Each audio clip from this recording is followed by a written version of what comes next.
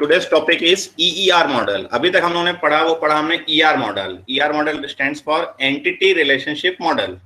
Clear है? जिसमें हमें क्या करना था, एंटिटी आइडेंटिफाई करनी थी, उनके बीच में रिलेशनशिप आइडेंटिफाई करनी थी. क्लियर है? अब हम पढ़ रहे हैं एनहेंस्ड एंटिटी रिलेशनशिप मॉडल, जिसके अंदर हमारे पास 4 कॉन्सेप्ट्स होते हैं. वो होते हैं specialization, generalization, attribute inheritance and aggregation. ठीक है, there are 4 concepts in ER model. First one is specialization, second one is generalization, third one is attribute inheritance, and fourth one is the aggregation. One by one देखते हैं. First one is specialization.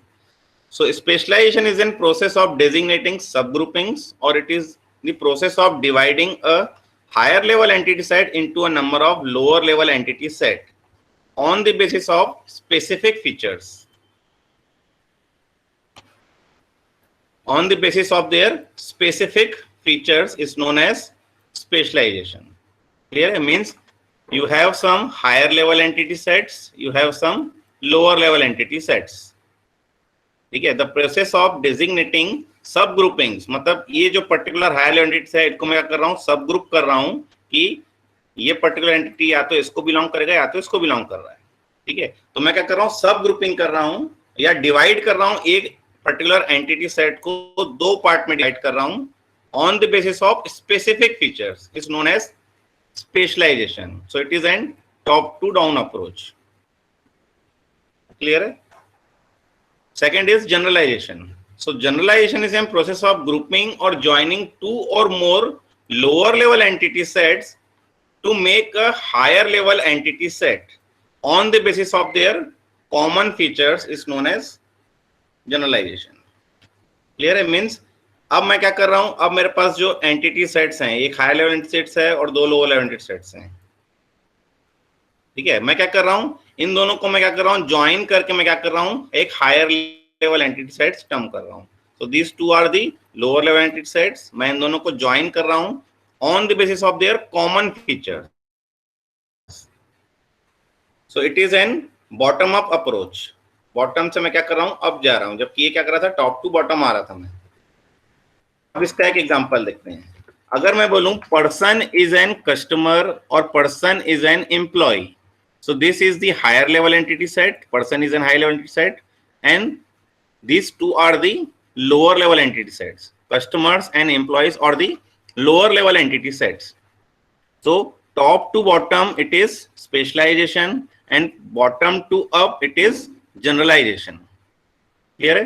तो फिर से देखते हैं specialisation क्या है. Specialization है process of dividing a higher level entity sets into a number of lower level entity sets, is known as specialization. मैं क्या कर रहा हूं, स्पेशलाइज्ड कर रहा हूं. Whether that person is an customer, whether that person is an employee. मैं क्या कर रहा हूं, इस पर्सन को स्पेशलाइज कर रहा हूं कि ये पर्सन मेरा कस्टमर है, कि ये पर्सन मेरा एम्प्लॉय है. क्लियर है? तो 2 टाइप के रिलेशनशिप होती हैं जनरली. एक होती है हैजर रिलेशनशिप, ठीक है, और एक होती है इज अ रिलेशनशिप. ठीक है? अब हैजर रिलेशनशिप हम कहां यूज करते हैं, वो हम यूज करते हैं कंपोजिशन में या कंटेनरशिप में, जिसमें हम क्या करते थे, एक पर्टिकुलर क्लास में हम दूसरे एक क्लास में हम क्या करते हैं, दूसरे क्लास के ऑब्जेक्ट्स को कंटेन करते थे. क्लियर है? उसको हम बोलते हैं कंपोजिशन और कंटेनरशिप. उसमें हम यूज करते हैं हैज अ रिलेशनशिप. क्लियर है? अब हम पढ़ रहे हैं इज अ रिलेशनशिप. तो is a relationship is used in inheritance. तो इनहेरिटेंस जो कॉन्सेप्ट हमने पढ़ा था पिछले साल, उसमें हमने यूज किए थे, वो यूज किया था हमने इज अ रिलेशनशिप. तो यहाँ पे भी हम वही इनहेरिटेंस यूज कर रहे हैं कि person is an customer, person is an employee. So this is higher level entity set, these are the lower level entity sets, or you can term this as this is the superclass entity set and these are the subclass entity set. Clear है? So these are the super entity set, these are the subclass entity sets और sub entity sets. So जब मैं top to bottom आ रहा हूं, तो मैं क्या कर रहा हूं, मैं डिस्टिंक्ट फीचर्स निकाल रहा हूं, मैं स्पेसिफिक फीचर्स निकाल रहा हूं. ठीक है? स्पेसिफिक फीचर क्या निकाल रहा हूं मैं, person is an customer, person is an employee. So every person has a unique name or name, street and city. Clear? Every person has a name, street and city. Now that person is an customer और that person is an employee. मैं क्या कर रहा हूं, उस person को क्या कर रहा हूं, मैं उसको स्पेशलाइज कर रहा हूं कि that person is an customer और that person is an employee. अगर वो कस्टमर है तो उसके पास कस्टमर आईडी होगी, अगर वो एम्प्लॉय है तो उसके पास एम्प्लॉय आईडी होगी और उसको कुछ ना कुछ सैलरी मिल रही होगी। So these are the distinct features. Clear है? ये जो है these two are the distinct features and these three are the common features. ठीक है, अगर मैं टॉप टू बॉटम आ रहा हूं और टॉप टू बॉटम में क्या कर रहा हूं, मैं इस पर्सन के डिस्टिंक्ट फीचर्स को लेके क्या कर रहा हूं, मैं उसको सब ग्रुपिंग कर रहा हूं और मैं डिवाइड कर रहा हूं, तो उसको बोलेंगे हम स्पेशलाइजेशन। मैं स्पेशलाइज कर रहा हूं कि ये पर्टिकुलर पर्सन या तो कस्टमर है या तो फिर एम्प्लॉय है। और अगर मैं बॉटम टू अप जा रहा हूं, अगर मेरे पास ये दो एंटिटी सेट्स पहले से हैं और मैं क्या कर रहा हूं कि इन दोनों के कॉमन फीचर्स ले रहा हूं। कॉमन फीचर्स क्या क्या हो सकते हैं, every customer and every employee has a unique name, every customer और every employee has an street address, every customer and every employee has a city. Clear है? So all the common features are denoted or represented in higher level entity sets and all the distinct features are represented in lower level entity sets. Clear है? So lower level entity sets में आ गए हैं तो हम आ जाते हैं distinct features, अगर higher level entity set में आते हैं हमें आते हैं common features. Clear है? तो जनरलाइजेशन बोलो या स्पेशलाइजेशन बोलो, डायग्राम दोनों का सेम है। इसमें जो रिलेशनशिप हम यूज करते हैं वो यूज करते हैं is a relationship, that person is an customer और person is an employee. Clear है? तो इस जो इज अ रिलेशनशिप है इसको डिनोट करते हैं ऐसा ट्रायंगल शेप में। ठीक है, अभी तक जो हम लोग पढ़ रहे थे वो हम पढ़ रहे थे डायमंड शेप, अब हम पढ़ रहे हैं ट्रायंगल शेप। क्लियर है? तो ट्रायंगल शेप में हम डिनोट करते हैं इज अ रिलेशनशिप को। क्लियर है? As an second example, account is an checking account, account is an saving account. Clear है? अब अकाउंट को मैं क्या कर रहा हूं, स्पेशलाइज कर रहा हूं कि that particular account is an checking account. अगर वो चेकिंग अकाउंट है तो उसके पास ओवरड्राफ्ट अमाउंट होगा। ठीक है, और अगर account is an saving account तो हर सेविंग अकाउंट के पास क्या होगा, एक इंटरेस्ट रेट मिलता है। हर सेविंग अकाउंट को एक फिक्स इंटरेस्ट रेट मिलता है, जबकि चेकिंग अकाउंट को क्या मिलता है, ओवरड्राफ्ट अमाउंट मिलता है। क्लियर है? तो ये जो फीचर्स हैं, these two features are distinct features for every account entities, but इन दोनों अकाउंट के लिए कॉमन फीचर्स क्या हैं, चेकिंग अकाउंट बोलो या सेविंग अकाउंट बोलो, दोनों के पास क्या है, अकाउंट नंबर है, दोनों के पास क्या है, बैलेंस है। तो कॉमन फीचर्स हम क्या डिनोट कर रहे हैं, हायर लेवल एंटिटी सेट में, और डिस्टिंक्ट फीचर्स हम कहाँ मेंटेन कर रहे हैं, लोअर लेवल एंटिटी सेट्स में। क्लियर है? अब यहां देखते हैं as an third example, student is an undergraduate student, student is an postgraduate student. Clear है? तो अब स्टूडेंट की दो कैटेगरी बना दी गई, एक हो गया अंडर ग्रेजुएट, एक हो गया पोस्ट ग्रेजुएट। अब हर स्टूडेंट के पास एक स्टूडेंट आईडी होगी, उसका कोई ना कोई नेम होगा, कोई ना कोई उसका एड्रेस होगा। क्लियर है? बट अब इन स्टूडेंट्स को मैं क्या कर रहा हूं, मैं इनको दो पार्ट में डिवाइड कर रहा हूं कि अगर वो अंडर ग्रेजुएट स्टूडेंट है तो उसके पास एक पर्टिकुलर डिसिप्लिन होगा या पर्टिकुलर ब्रांच होगी जिस ब्रांच में वो ग्रेजुएशन कर रहा है। क्लियर है? And student is an postgraduate student, तो उसके पास क्या होगा, एक पर्टिकुलर स्पेशलाइजेशन होता है कि वो किस स्पेशलाइज्ड टॉपिक पे क्या कर रहा है, पोस्ट ग्रेजुएशन कर रहा है। ठीक है? So these two are the distinct features for every student and these are the common features for every student. Clear है? तो ये तीन एग्जांपल मैंने आप लोगों को बताए। अब यहां पर देखिए लिखा हुआ है, in terms of ER diagram specializations depicted by triangle component level ISA. तो हमें क्या करना है, ईजा रिलेशनशिप मेंटेन करनी है between higher level entity sets to lower level entity sets, and the ISA relationship में also refer to as super class sub class relationship. तो यहां मैंने आप लोगों को बताया है, this is the super class and this are the sub class entities. So the higher and lower entity sets are depicted as regular entity sets, that is rectangles containing the name of the entity sets. तो ये जो higher level entity set है और ये जो lower level set है, ये अभी तक जो हम डिनोट कर रहे थे रेक्टेंगल बॉक्स से ही हम क्या करेंगे, अभी भी डिनोट करेंगे।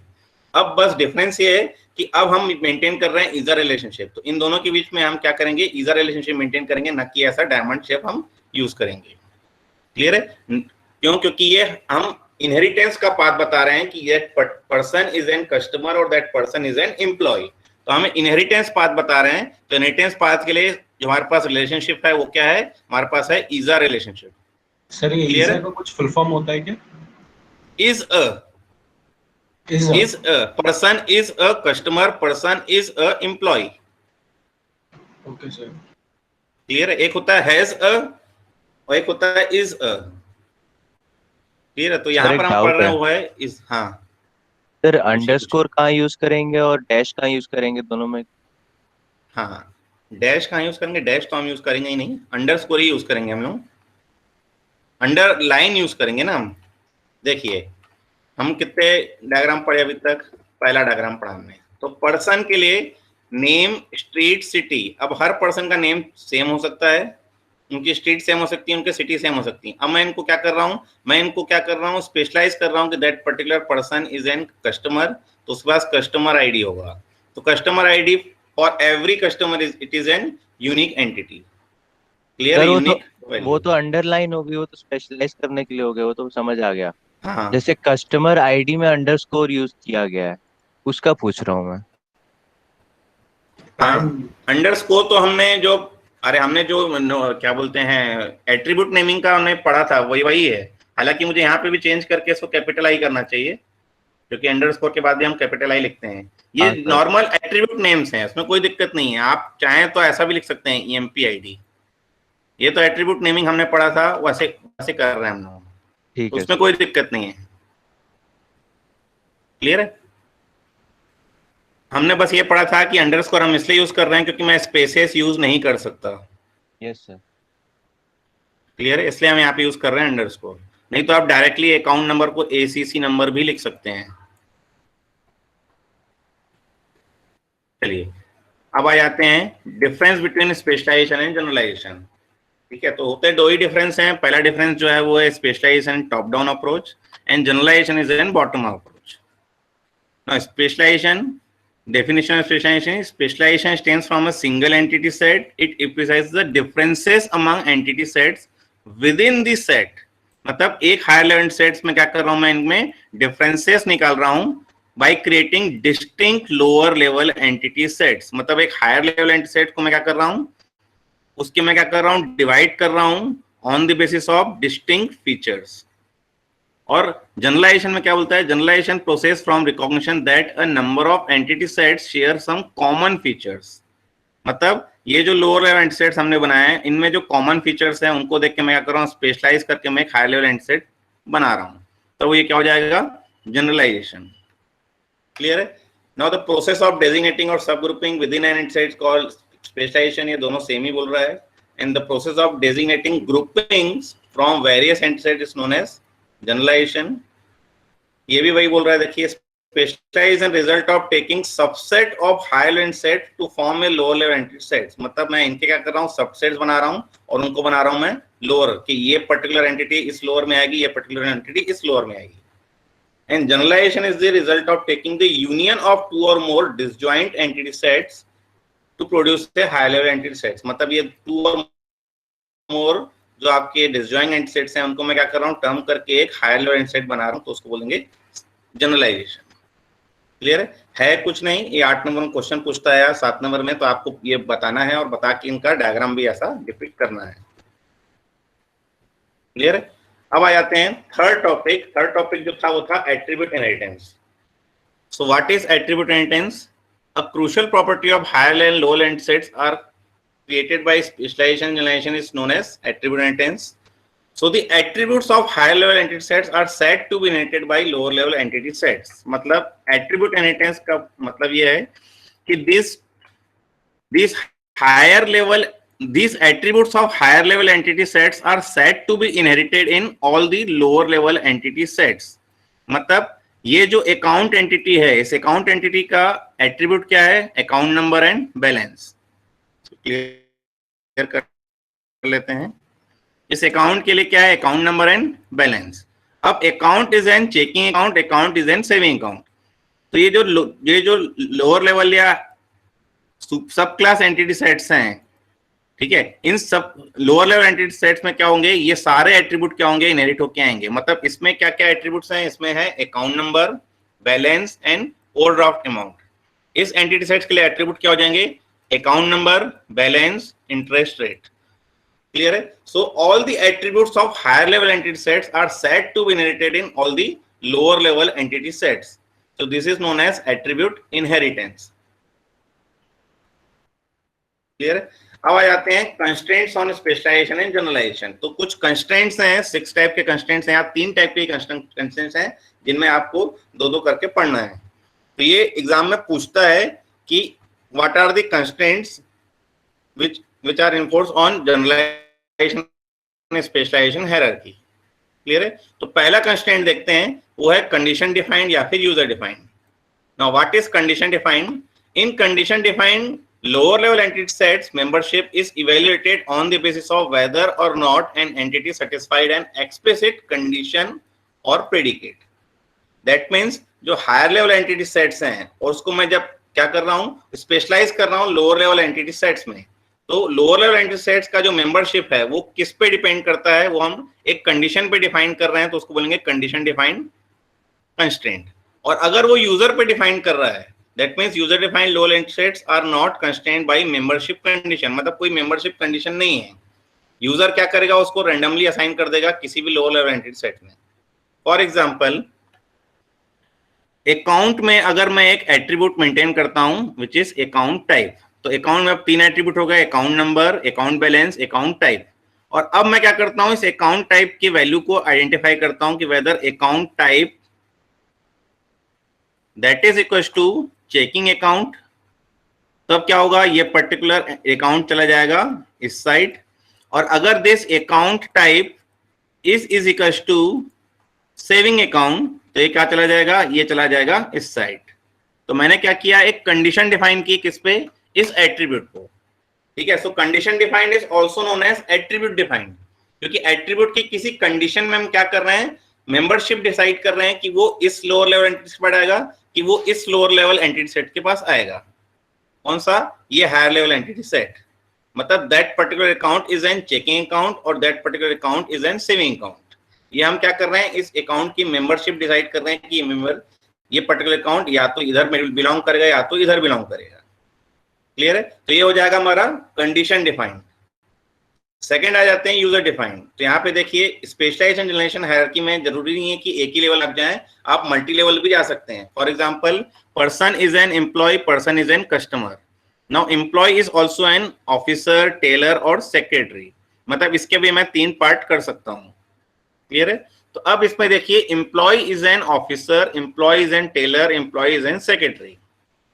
क्लियर है? तो अब अगर किसी पर्टिकुलर ऑर्गेनाइजेशन में एक रूल बना हुआ है कि after 3 months of joining all the employees must belong to either officer, either teller, either secretary. अब अगर मैं इस एम्प्लॉय में एक एट्रीब्यूट डिफाइन कर दूं कि दैट पर्टिकुलर एम्प्लॉय टाइप, तब क्या हो जाएगा, इस एट्रीब्यूट की वैल्यू पे ये डिफाइन करेगा, तो ये हो जाएगा कंडीशन डिफाइंड। क्लियर है? लेकिन अब अगर क्या कर सकते हैं कि अगर मैनेजर क्या कर रहा है, उनको, उन एम्प्लॉयज को क्या कर रहा है, अपने हिसाब से बांट रहा है कि वो या तो ऑफिसर बन जाए, या तो फिर वो टेलर बन जाए, या तो फिर वो सेक्रेटरी बन जाए। ठीक है? मतलब यूजर क्या कर रहा है, ऑटोमेटिकली उसको या तो ऑफिसर बना दे रहा है, या तो फिर टेलर बना दे रहा है, या तो फिर सेक्रेटरी बना रहा है। तो वो यूजर पे डिफाइंड है कि वो चाहे तो उसको ऑफिसर बनाए, चाहे तो उसको टेलर बनाए, चाहे तो सेक्रेटरी बनाए। क्लियर है? फॉर एग्जाम्पल, जब आप यहाँ से पास आउट होकर जाते हैं, कंपनी में आप ज्वाइन करते हैं। ठीक है? कंपनी आप ज्वाइन करते हैं तो आप नॉर्मल एम्प्लॉय रहते हैं जब तक कि आपकी ट्रेनिंग कंप्लीट नहीं हो जाती। So after completion of training आपको क्या बोला जाता है कि या तो आप डेवलपर बन जाएं, या तो आप टेस्टर बन जाएं। ठीक है? तो now employee is an developer, employee is an tester. तो अब वो क्या करता है, रैंडमली असाइन कर देता है कि आपको डेवलपमेंट में दे देते हैं, आपको टेस्टिंग में डाल देते हैं। ठीक है? तो वो हो जाएगा हमारा कंडीशन डिफाइंड ना होके वो हो जाएगा हमारा यूजर डिफाइंड। ठीक है? और अगर कोई कंडीशन इंपोज किए कि आफ्टर कंप्लीशन ऑफ ट्रेनिंग आपको क्या करना है कि एक टेस्ट पास करना है। ठीक है? और अगर उस टेस्ट में सपोज ग्रेटर देन 80% आपका आ रहा है, so you are an developer, और लेस देन 80% आ रहा है, so you are an tester. तो ये हो जाएगा कंडीशन डिफाइंड, कि हमने उसमें क्या किया, कंडीशन डिफाइन कर दी कि आपका स्कोर अगर ग्रेटर देन 80% है तो you are a developer or you are a tester. Clear है? तो ये हो जाएगा condition defined and user defined. तो condition defined is also known as attribute defined. Attribute की कंडीशन पे हम क्या कर रहे हैं, डिफाइन कर रहे हैं कि उसकी मेंबरशिप किस में है। तो पहला जो हमने देखा कंस्ट्रेंट वो था मेंबरशिप कंस्ट्रेंट। मेंबरशिप में हम क्या कर रहे हैं कि हायर लेवल एंटिटी सेट्स की मेंबरशिप निकाल रहे हैं, कौन से लोअर लेवल एंटिटी सेट को बिलोंग करता है वो। क्लियर है? तो उसमें condition defined and user defined दो कंस्ट्रेंट हमने देखा। नेक्स्ट देखते हैं overlapping and disjoint constraint. Sir ये ईआर डायग्राम में कहीं मेंशन होता है? हाँ, ईआर डायग्राम में मेंशन होता है। बाय डिफॉल्ट जो है वो बाय डिफॉल्ट जो रहता है वो रहता है यूजर डिफाइंड, और अगर कंडीशन डिफाइंड रहेगा तो आपको ऐसा कोई ना कोई एट्रीब्यूट यहाँ पे देगा जिसपे वो क्या करेगा, मेंबरशिप डिफाइन करेगा। क्लियर है? अब एक अकाउंट में अगर मैंने अकाउंट टाइम डिसाइड कर दिया, मतलब ये कंडीशन डिफाइन कर रहा है, इसकी कंडीशन पे ही मैं क्या कर रहा है, चेकिंग और सेविंग अकाउंट डिसाइड। किसी किसी बुक में आपको यहाँ पर सी मिलेगा, ठीक है, सी मींस कंडीशन डिफाइंड। तो वो अलग अलग बुक के अलग अलग नोटेशन है, हम पढ़ रहे हैं कोर्ट की बुक का नोटेशन। तो इसमें जो है वो बाय डिफॉल्ट जो है वो बाय डिफॉल्ट यूजर डिफाइंड रहता है। कंडीशन डिफाइन करने के लिए आपके पास कोई ना कोई एट्रीब्यूट डिफाइन किया रहेगा। क्लियर है? नेक्स्ट आ जाते हैं disjoint and overlapping constraint. So a second type of constraint relates to whether or not entities may belong to more than one lower level entity sets within a single higher level entity set or whether within a single generalization. So the lower level entity sets may be one of the following. अब क्या क्या हो सकते हैं? Disjoint. A disjoint net constraint requires that an entity belong to no more than one lower level entity set. मतलब अगर कोई higher level entity set है तो या तो वो इस लोअर लेवल को बिलोंग करेगा या तो वो इस लोअर लेवल को बिलोंग करेगा, तब इसको हम बोलेंगे डिसजॉइंट कंस्ट्रेंट। क्लियर है? और ओवरलैपिंग कंस्ट्रेंट क्या बोलेगा कि in overlapping generalization the same entity may belong to more than one lower level entity set. मतलब ये जो हायर लेवल सेट है वो इसमें भी कर सकता है, इसमें भी बिलोंग कर सकता है। क्लियर है? और इसमें क्या होता है, इसमें जो डिफॉल्ट होता है वो होता है ओवरलैपिंग कंस्ट्रेंट। अब यहाँ पे देखते हैं क्या होता है। Now account is an checking account, account is an saving account. अब कोई भी अकाउंट होगा तो या तो वो चेकिंग अकाउंट होगा या तो वो सेविंग अकाउंट होगा, दोनों तो हो नहीं सकते। तो इसको हम बोलेंगे डिसजॉइंट कंस्ट्रेंट। तो डिसजॉइंट कंस्ट्रेंट के लिए हमें यहाँ पे क्या करना होता है, डिसजॉइंट लिखना पड़ता है इज अ रिलेशनशिप के लिंक में। ठीक है, कि that particular relationship or that particular constraint is disjoint constraint, कि account is either an checking account, account is either an saving account. तो दोनों में वो बिलोंग नहीं कर सकता हो, या तो चेकिंग में करेगा या तो फिर सेविंग में बिलोंग करेगा। मतलब एक हायर लेवल सेट एक ही लोअर लेवल एंटिटी सेट को बिलोंग कर सकता है। तो this is known as disjoint constraint. अब ओवरलैपिंग देखते हैं। अब हो सकते हैं कि यहां पर हमने लिखा person is an employee, person is an customer. अब पर्सन जो है वो एम्प्लॉय और कस्टमर दोनों हो सकते हैं। मतलब एम्प्लॉय भी जो है वो उस पर्टिकुलर ऑर्गेनाइजेशन के कस्टमर्स भी हो सकते हैं। तो ये जो एम्प्लॉय है वो ये जो पर्सन है वो एम्प्लॉय भी हो सकता है, वो कस्टमर भी हो सकता है। So this is known as overlapping constraint, कि एक पर्सन की एंटिटी एम्प्लॉय में भी डिफाइन हो रही है और कस्टमर में भी डिफाइन हो रही है। ठीक है, that particular person is employee as well as customer. Clear है? तो एक से ज्यादा लोअर लेवल सेट को क्या कर रहा है, वो particular higher level entity belong कर रहा है। क्लियर है? So this is known as overlapping constraint. तो ओवरलैपिंग और डिसजॉइंट कंस्ट्रेंट में जो है वो overlapping constraint is the default case. ठीक है, अब डिसजॉइंट कंस्ट्रेंट को हमें क्या करना पड़ता है, डिसजॉइंट या डी करके यहाँ पे डिनोट करना पड़ता है। जैसे मैंने यहाँ पे आपको डिसजॉइंट डिनोट किया है, वैसे आपको क्या करना पड़ता है, यहाँ पे डिनोट करना पड़ता है। क्लियर है? अब किसी किसी बुक में जो ओवरलैपिंग कंस्ट्रेंट है उसको बोलता है यूनियन कंस्ट्रेंट। मतलब उस केस में ऐसा करके कुछ डायग्राम बनाता है कि ये जो ऐसा कर दिया, मतलब ये पर्टिकुलर एम्प्लॉय जो है एम्प्लॉय भी, सॉरी ये जो पर्सन है वो एम्प्लॉय भी हो सकता है, वो कस्टमर भी हो सकता है। तो इसको this is also known as union constraints in some textbooks. Clear है? अब थर्ड देखते हैं कंप्लीटनेस कंस्ट्रेंट। अब कंप्लीटनेस कंस्ट्रेंट क्या बोलता है कि specifies whether not an entity in higher level set must belong to at least one lower level entity set within the specialization or generalization. तो दो टाइप के कंस्ट्रेंट होते हैं कंप्लीटनेस में, एक होता है टोटल जनरलाइजेशन स्पेशलाइजेशन, एक होता है partial generalization specialization. Total means each higher level end set must belong to a lower level end set, मतलब अगर मैं हायर लेवल एंड सेट्स बना रहा हूँ और लोअर लेवल एंड सेट्स बना रहा हूँ, ये जो हायर लेवल एंड सेट्स है वो या तो इसमें बिलोंग करेगा या तो इसमें बिलोंग करेगा, किसी न किसी में बिलोंग करेगा ही करेगा। तो मैं क्या बोलूंगा कि इस particular higher level and sets का ईजा रिलेशनशिप में जो है वो क्या है, टोटल पार्टिसिपेशन है। क्लियर है? और अगर some higher level and sets may belong to any lower level and sets, मतलब मे नॉट बिलोंग मींस कुछ ऐसे एंटिटी सेट्स होंगे हायर लेवल में जो इसको भी बिलोंग नहीं कर रहे हैं, जो इसको भी बिलोंग नहीं कर रहे हैं, तो इसको मैं बोलूंगा पार्शियल जनरलाइजेशन और स्पेशलाइजेशन। ठीक है? अब पार्शियल जो है वो उसमें क्या होता है, डिफॉल्ट होता है, मतलब अगर मैं कुछ भी डिनोट नहीं कर रहा हूं तो क्या हो जाएगा, पार्शियल हो जाएगा। और टोटल जनरलाइजेशन को मैं क्या करता हूं, डबल लाइन से डिनोट करता हूं, जैसे मैं अभी तक डिनोट करता रहा था ईआर डायग्राम में। अब एग्जांपल देखते हैं। Account is an checking account, account is an saving account. तो हर अकाउंट या तो चेकिंग अकाउंट होगा या तो सेविंग अकाउंट होगा। ठीक है? अगर हम ऐसा मानते हैं कि account is N either checking account और सेविंग अकाउंट, तो इस अकाउंट एंटिटी का इस ईजा रिलेशनशिप में जो पार्टिसिपेशन है वो क्या है, वो है टोटल। मतलब सारे के सारे अकाउंट या तो चेकिंग होंगे या तो सेविंग अकाउंट होंगे। क्लियर है? तो उसको बोलेंगे टोटल जनरलाइजेशन और टोटल स्पेशलाइजेशन। ठीक है? अब आ जाते हैं पार्शियल। अब पार्शियल में क्या है कि person is an employee, person is an customer. अब हर पर्सन अगर या तो एम्प्लॉय या तो कस्टमर होगा तो ये हो जाएगा टोटल, लेकिन कुछ पर्सन ऐसे भी हो सकते हैं जो एम्प्लॉय भी नहीं है, कस्टमर्स भी नहीं है। क्लियर है? तो उसको हम बोलेंगे partial generalization specialisation.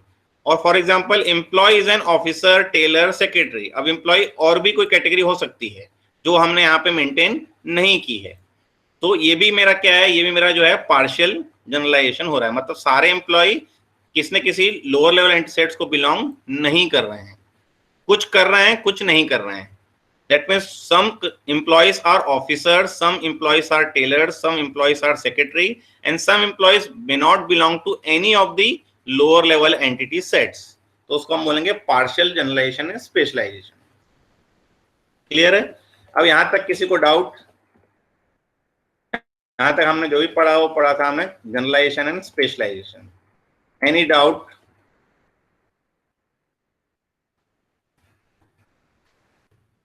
Any doubt? No sir. चलिए आगे बढ़ते हैं। एग्रीगेशन।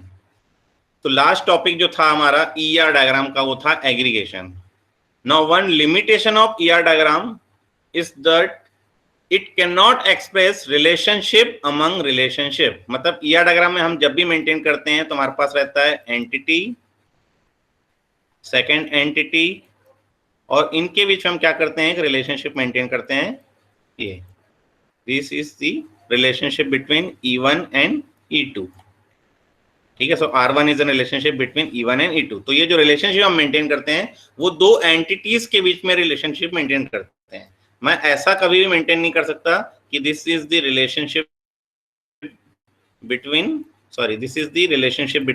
रिलेशनशिप। इन दोनों को मैं कनेक्ट नहीं कर सकता। ठीक है? दो रिलेशनशिप को मैं कनेक्ट नहीं कर सकता। रिलेशनशिप अगर कनेक्ट होगा तो दो एंटिटी सेट्स मुझे चाहिए ही चाहिए। ये ईआर डायग्राम का एक लिमिटेशन है। क्लियर है? Now aggregation is an abstraction through which relationships are treated as higher level entities. ठीक है? अब ये होता क्या है और इसकी जरूरत क्यों पड़ती है, तो पहले एग्जांपल देखते हैं। मेरे पास एक ईआर डायग्राम है जिसमें एक टर्नरी रिलेशनशिप है। Employee works on a particular branch and has a particular job assigned on that particular branch. ठीक है? एक टर्नरी रिलेशनशिप है कि ये पर्टिकुलर एम्प्लॉय इस पर्टिकुलर ब्रांच में वर्क कर रहा है और ये पर्टिकुलर उसका जॉब टाइटल है कि whether it is an secretary or whether it is an teller. Clear है? तो ये पर्टिकुलर एम्प्लॉय का इस पर्टिकुलर ब्रांच में एक जॉब टाइटल है, तो ये एक टर्नरी रिलेशनशिप हो गई एम्प्लॉय, ब्रांच और जॉब में। ठीक है? अब अगर मुझे एक मेंटेन करना है कि एक पर्टिकुलर मैनेजर है जो ये मैनेज कर रहा है कि कौन सा एम्प्लॉय कौन सी ब्रांच में कौन सा जॉब कर रहा है, तो this is N quaternary relationship. This is a ternary relationship and this is N coordinate relationship, क्योंकि इसमें 4 कनेक्शन है, एक तो है मैनेजर, एक है एम्प्लॉय, एक है ब्रांच, एक है जॉब। ठीक है, तो अब एक पर्टिकुलर एंटिटी सेट्स के बीच में 2 पर्टिकुलर क्या हो गए हमारे रिलेशनशिप आ गए हैं। क्या क्या रिलेशनशिप आ गए हैं? एम्प्लॉय ब्रांच एंड जॉब में एक रिलेशनशिप है works on, employee branch job में एक रिलेशनशिप है मैनेजेस। क्लियर है? तो ये हो गया रिडंडेंट। रिडंडेंट कब बोलते हैं हम? जब होता है डुप्लीकेशन। ठीक है, डुप्लीकेशन हो जाता है तो हम क्या बोलते हैं उसको? रिडंडेंट बोलते हैं। अब यहाँ पे रिडंडेंसी क्या है? यहाँ पे रिडंडेंसी क्या है कि एक एम्प्लॉय कौन से ब्रांच में काम कर रहा है, उसका क्या जॉब टाइटल है, ये मेंटेन कर रहा हूं मैं कहां पर? इस वर्क्स ऑन रिलेशनशिप में।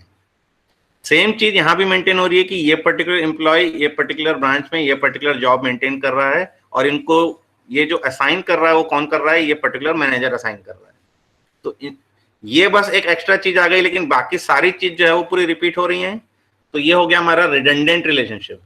ठीक है, अब इसमें लिमिटेशन क्या है कि लिमिटेशन ये है कि मैं इनको हटा के मैं ऐसा कनेक्ट यहां पर नहीं कर सकता।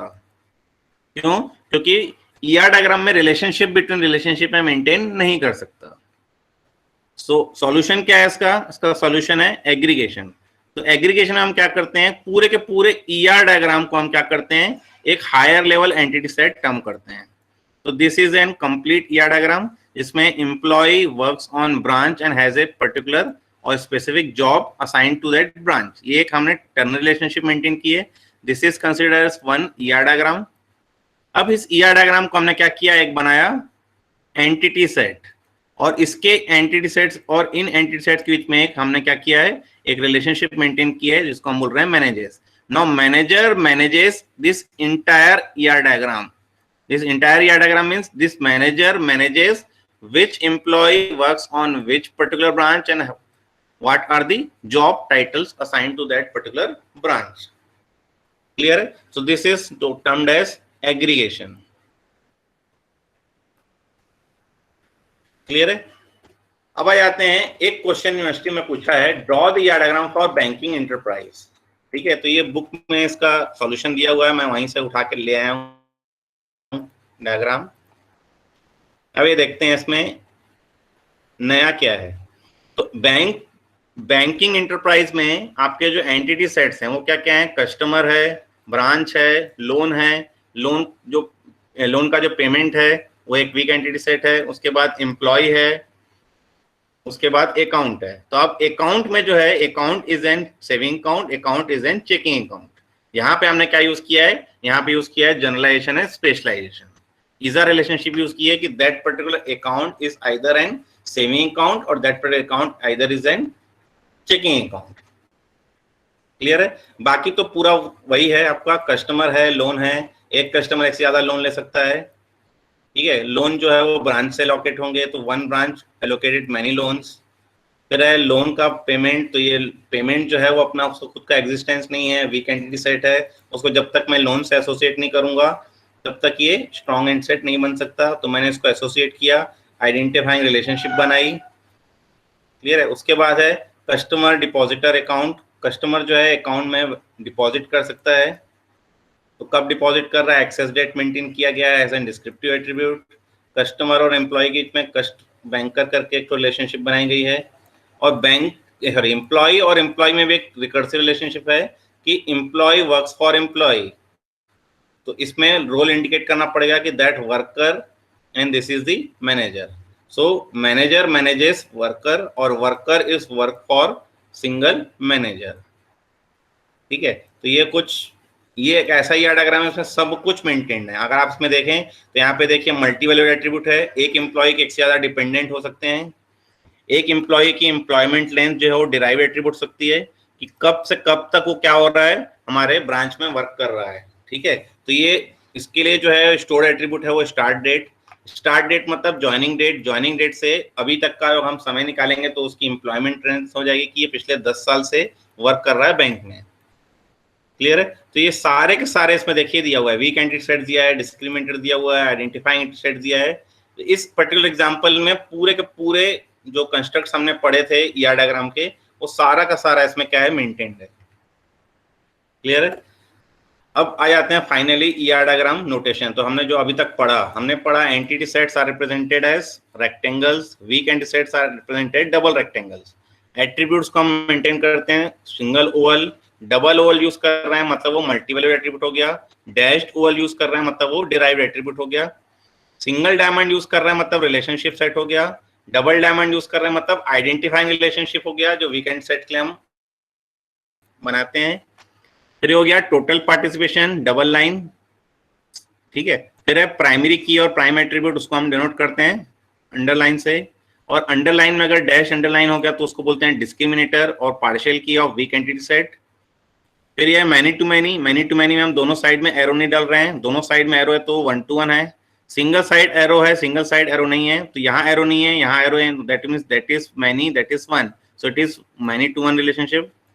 फिर हमने कार्डिनलिटी लिमिट्स पढ़ा था, कार्डिनलिटी लिमिट्स में हमने पढ़ा this is the minimum cardinality, this is the maximum cardinality, ठीक है। फिर ये रोल इंडिकेटर्स, तो रोल इंडिकेटर्स हम मैंडेटरी कर देते हैं यूनरी रिलेशनशिप में, बाइनरी में ये जो है वो रहता है आपका, जरूरी नहीं रहता है कि आपको देना है, ठीक है। फिर हमने आज पढ़ा ईजा रिलेशनशिप, फिर ईजा रिलेशनशिप में टोटल जनरलाइजेशन पढ़ा, डिसजॉइंट जनरलाइजेशन पढ़ा, ठीक है। So these are all the notations which are used in ER diagram. अब ये आते हैं यूनिवर्सिटी क्वेश्चंस। तो यूनिवर्सिटी क्वेश्चन में जनरली इसमें पूछता है जनरलाइजेशन स्पेशलाइजेशन पे शॉर्ट नोट्स, या तो फिर कंस्ट्रेंट्स पूछ सकता है कि क्या कंस्ट्रेंट्स हैं उनमें। तो कंस्ट्रेंट्स को डायरेक्टली पूछता है explain the constraint based on generalization specialization, या तो फिर इंडिविजुअल कंस्ट्रेंट्स को भी क्या करता है वो पूछता है। डिफरेंसेस भी पूछ चुका है स्पेशलाइजेशन का, और एग्रीगेशन का भी एग्जांपल पूछ सकता है कि एक्सप्लेन एग्रीगेशन विद एग्जांपल। तो एक एग्जांपल है, हर बुक में आपको यही एग्जांपल मिलेगा। और फिर पूछता है explain ER model with examples, ठीक है। तो ये कुछ थ्योरी क्वेश्चंस हो गए जो पूछते हैं, और प्रैक्टिकली एक क्वेश्चन पूछता है वो है बैंकिंग एंटरप्राइज। डायरेक्टली लिखता ही क्वेश्चन ये है draw the ER diagram for banking enterprise. अब इसमें आपको सब कुछ खुद से एज्यूम करना है कि these are the entity sets, these are the weak entity set, these are the ISA relationships, these are the normal relationships. Clear है? ये सब आपको क्या करना है, खुद से मेंटेन करना है। सो any doubt? Class is over. Any doubt? User defined or condition defined, repeat करना। User defined and condition defined में अभी भी नहीं आ रहा समझ ना, ठीक है। हाँ, तो वापस आ जाते हैं, प्रेजेंटिंग मोड में ही है।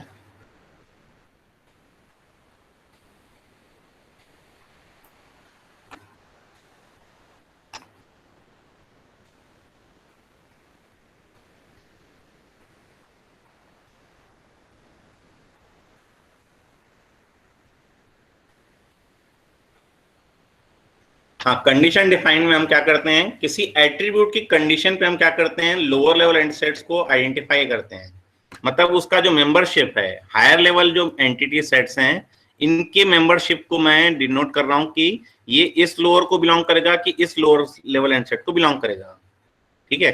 तो वो इस particular higher level entity set में कोई ना कोई ऐसा एक एट्रीब्यूट डिफाइन करूंगा जिसकी वैल्यू डिफाइन करेगी कि ये कौन से लोअर लेवल एंटिटी सेट को बिलोंग करता है। फॉर एग्जाम्पल, अगर मैं बोलूं यहाँ पर अकाउंट में एक एट्रीब्यूट डिफाइन करता हूं अकाउंट टाइप, तो this account type is equal to checking account, तो ये चला जाएगा चेकिंग अकाउंट में। And this account type is equal to saving account, तो ये चला जाएगा इस सेविंग अकाउंट में। मतलब मैं मेंबरशिप डिफाइन कर रहा हूं कि ये जो अकाउंट नंबर है, ये account number checking account number का है कि सेविंग अकाउंट नंबर का है। तो इस पर्टिकुलर अकाउंट नंबर के साथ अकाउंट टाइप में मेंटेन करके रखा हूं। अकाउंट टाइप की वैल्यू मैं निकालता हूं, अगर वो चेकिंग अकाउंट है तो वो चला जाएगा इस साइड, अगर वो सेविंग अकाउंट है तो चला जाएगा इस साइड, ठीक है। और अगर यूजर डिफाइन करता हूं, यूजर डिफाइन में हम देख रहे थे employee is an officer, employee is an teller, employee is an secretary.